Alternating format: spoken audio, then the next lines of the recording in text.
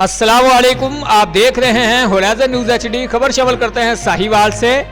साहिवाल में एक अजीमुशान महफिल मिलाद मुस्तफ़ा सल्लल्लाहु अलैहि वसल्लम मुनक़्क़द हुई, जिसमें तिलावत कुरान पाक कारी मुदस्सिरुर रहमान, नात खां कारी गुलाम अली, नात खां हाफिज़ अहमद, नात खां हसन ब्रदर्स, नात खां शुएब रज़ा कारी और नात खां आसफ अली चिश्ती ने लाहौर से शिरकत की। और मेहमान ख़ुसूसी इरफान अदरीस खरादिया, मलक नौमान, मोहम्मद फ़ाहद शेख मुनीब, कामिल शाह और mayor Asad Ali Khan Baloch, Mohammad Arshad Malik MPA, general councillor Naeem Bhatt और वाइस चेयरमैन सलामत अली कंबो मलक अबरार ने भी शिरकत की। चौधरी मोहम्मद सुबैर UC11 के coordinator shadow ministry of human rights Pakistan ने भी शिरकत की। Report Rauf Shahzad, divisional bureau chief Sahiwal, Horizon News HD।